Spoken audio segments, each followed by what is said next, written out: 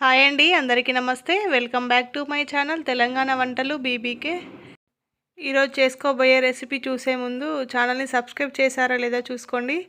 Subscribe చేయకుంటే subscribe చేసి ఒక లైక్ చేయండి వీడియోకి. ఈ కర్రీ చపాతీలోకి రైస్లోకి చాలా బాగుంటుంది. ఒక్కసారి ఇలా ట్రై చేయండి. ఇప్పుడు తయారు చేసుకునే రెసిపీ టమాటా ఎగ్ అండి. టమాటా ఎగ్ తయారీ విధానం. ఇప్పుడు గ్యాస్ మీద ఒక ప్యాన్ పెట్టుకొని అందులో ఆయిల్ వేసుకోండి.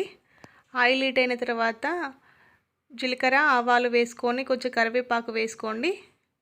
ఇలా చిన్నగా కట్ చేసి పెట్టుకున్న పచ్చిమిర్చి ముక్కలు ఉల్లిపాయ ముక్కలు వేసుకొని లో ఫ్లేమ్లో పెట్టుకొని ఫ్రై చేసుకోండి. ఇలా ఫ్రై అయిన తర్వాత ఇందులో పసుపు వేసుకోండి. ఇలా పసుపు వేసుకొని ఒకసారి కలుపుకొని అందులో కట్ చేసిన టమాటా ముక్కల్ని వేసుకోండి. ఇలా వేసుకొని మూత పెట్టుకొని ఒక 10 నిమిషాలు లో ఫ్లేమ్లో పెట్టుకొని ఉడికించుకోండి. ఇలా కొంచెం ఉడికిన తర్వాత ఇందులో రుచికి సరిపడా సాల్ట్ వేసుకోండి. సాల్ట్ వేసుకుంటే తొందర ఉడుకుతాయి టమాటాలు. ఇలా ఒకసారి కలుపుకొని మూత పెట్టుకొని ఒక 2-3 నిమిషాలు ఇలానే ఉడికించుకోండి. టమాటాలు ఇలా మంచిగా ఉడికిన తర్వాత ఇప్పుడు ఇందులో మీకు స్పైసీకి తగ్గట్టుగా ఎండుకారం వేసుకోండి. ఒక స్పూను జీలకర్ర మెంతుల పౌడర్ వేసుకోండి. ఇలా ఒకసారి వేసుకొని కలుపుకొని కొంచెం 1 నిమిషం ఉడికించుకోండి. ఇందులో ధనియాల పౌడర్ 1 స్పూను వేసుకోండి. ఇవి కూడా వేసుకొని ఒకసారి కలిపి మూత పెట్టుకొని ఉడికించుకోండి. ఇప్పుడు మరొక ప్యాన్ పెట్టుకొని అందులో ఆయిల్ వేసుకోండి. ఈ ఆయిల్ మొత్తం స్ప్రెడ్ చేసుకోండి ప్యాన్కి. ఇలా మొత్తం స్ప్రెడ్ చేసుకున్న తర్వాత ఇందులో 1 స్పూను పసుపు వేసుకోండి. ఇందులో కొంచెం సాల్ట్ వేసుకోండి.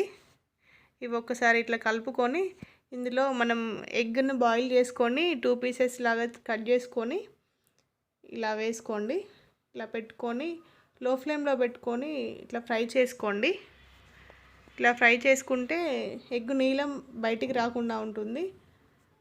ఇప్పుడు ఇలా ఉడుకుతున్న టమాటా కర్రీలో మనం ఫ్రై చేసుకొని పక్కన పెట్టుకున్న ఎగ్ పీసెస్ని నీలం కర్రీ మీద ఉండేటట్టుగా వేసుకోండి. ఇలా అన్నీ వేసుకొని ఒక 2 నిమిషాలు ఇలానే ఉంచండి.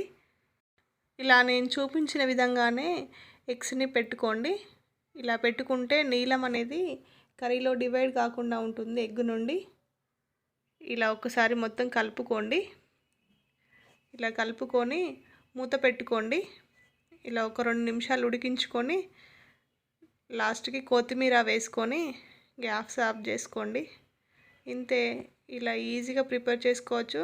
టేస్ట్ మాత్రం చాలా బాగుంటుంది. ఒక్కసారి ట్రై చేయండి ఇలా.